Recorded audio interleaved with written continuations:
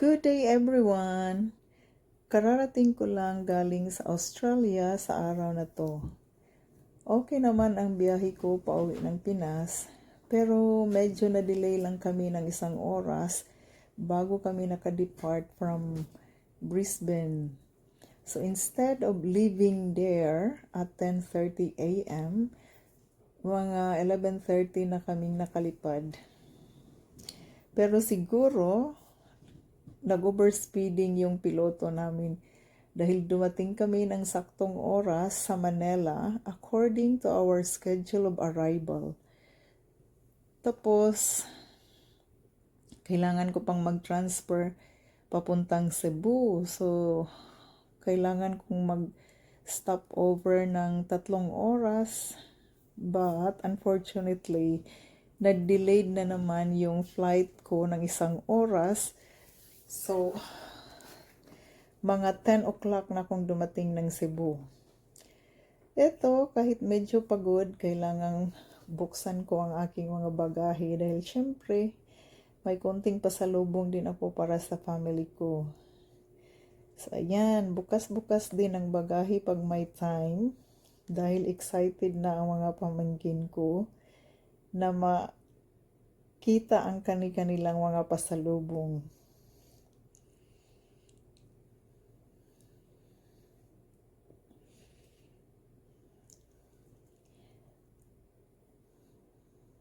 Kinabukasan, nag-request ako ng sister ko na magluto ng pansit bihon dahil yun ay isa sa mga paborito ko. Tapos binilhan din niya ako ng sinagwelas at shakoy. So, ang sarap kaya ng shakoy na may kasamang kape. Ay, ang sarap talagang magbakasyon. Dahil hindi mo kailangan gumising ng maaga para mag-work. So, ito, pa-relax-relax lang, kape-kape, chika-chika, kain-kain. Tapos, ang dami kayang asin na binili niya para sa sinagwelas. So, after lunch, tinawagan niya yung kaibigan niya na magpa-home service for manicure and pedicure. So, ayan, chika-chika, linis-linis.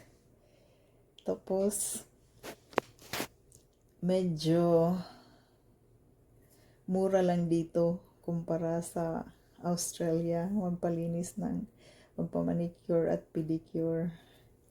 So, tuwang-tuwa ako dahil at least makasave din tayo ng money.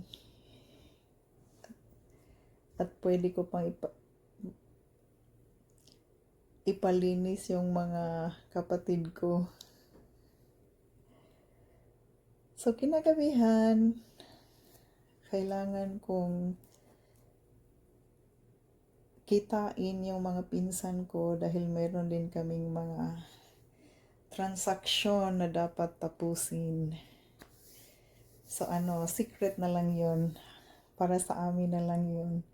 Tapos, dahil gabi na at gusto ko rin kumain ng barbecue chicken, so hinintay-hintay din namin sila ng ilang oras dahil traffic. So, ayan, kumain kami sa Mang Inasal, unlimited rice. Tapos, kinabukasan, pumunta kami ng market sa Cordoba para mamalingke. Gusto kasi ng sister ko na magluto siya ng buttered seafood. So, ayan. Mga 6 o'clock yata, ayan. Pumunta kami ng market. Tapos, excited din akong makapunta doon dahil gusto ko ding bumili ng mga kakanin dahil gusto ko nang kumain ng biko, ng puto with mangga, tapos palitaw, at kung ano-ano pa. So, ayan, andito na kami sa market ng Cordoba. Tapos, ayan, bumili kami ng isda. Napaka-presko ng kanilang isda dyan. Tapos, bumili din kami ng crabs. Tapos, bumili din kami ng pasayan.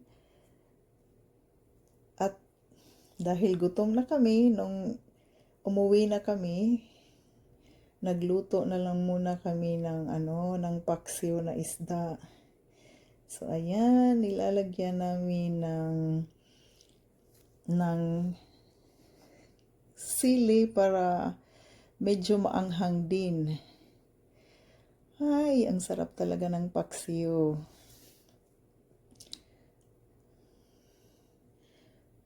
So, pagkatapos naming kumain, nagpe-prepare na naman kami para magluto ng buttered seafood. Pero, ipapakita na lang namin yun sa susunod na video namin. So, ayan, tingnan nyo. Ang sarap kaya ng paksiw namin.